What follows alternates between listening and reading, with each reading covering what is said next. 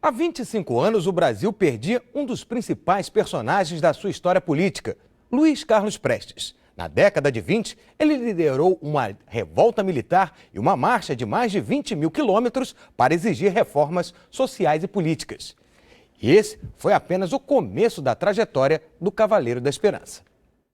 O título do livro de Jorge Amado, que narra a transformação do oficial gaúcho de ideias liberais que percorreu os 4 cantos do país na companhia de 1.500 homens armados em uma das lideranças comunistas mais conhecidas da história do Brasil, foi na realidade uma homenagem de um companheiro de coluna. Essa expressão Cavaleiro da Esperança foi lançada pelo general Isidoro Dias Lopes, que foi um dos comandantes da Revolução de 1924. Ele criou esse nome, que era uma expressão que designava um dos jovens generais de Napoleão, o general Hoche, né? O Chevalier de l'Espérance. Quando a coluna se desmobilizou em 1927, Prestes se exilou em outros países da América do Sul e, no Uruguai, manteve contato com a seção da Internacional Comunista. Depois de assumir publicamente a opção pelo socialismo, vai para a União Soviética a convite do próprio bloco. Mas em 1935, a tentativa do Partido Comunista Brasileiro de tomar o poder fracassou.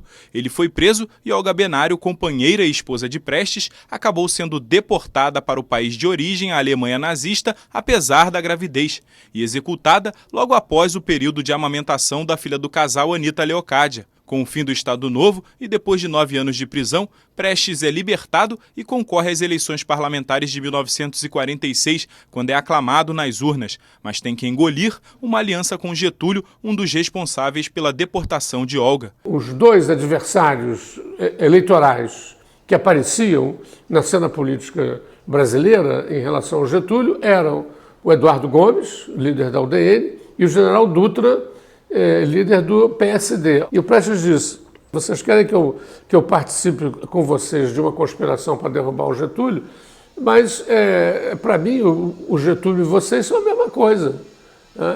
A diferença é que o Getúlio está liderando um processo de abertura no Brasil. Getúlio volta ao poder, mas desta vez através de eleições democráticas. O PCB tem o registro cassado e acaba imerso em um longo período de clandestinidade e isolamento. Em 58, de volta à legalidade, Prestes e o PCB renascem para mergulhar novamente na clandestinidade com o golpe de 64, do qual nunca mais se recuperariam. Com o início do processo de redemocratização em 79, Prestes volta do exílio na União Soviética, mas acaba divergindo com a direção e sai do partido para começar um namoro com o trabalhismo do PDT de Leonel Brizola. Mas fisicamente falando, o Cavaleiro da Esperança, essa figura mitológica que marcou a vida política do país durante quase todo o século XX, não era tão impressionante assim. Como Prestes era baixinho, ele não causou uma boa primeira impressão na última esposa que o acompanhou até o final da vida. Eu estava terminando a limpeza na casa quando ele entrou, magro, uma estrutura baixa, chapéu, e o companheiro disse assim: você conhece quem é? Eu olhei e disse: conheço.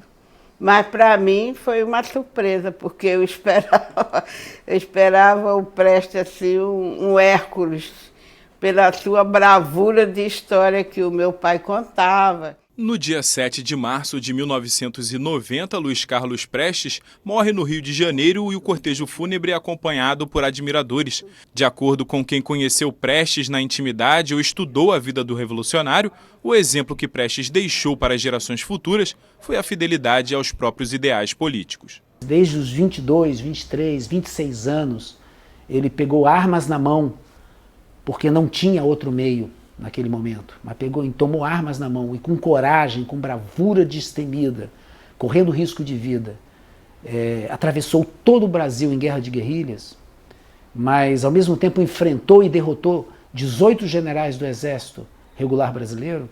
Eu penso que esse jovem Luiz Carlos Prestes é um jovem que eternamente vai ser lembrado.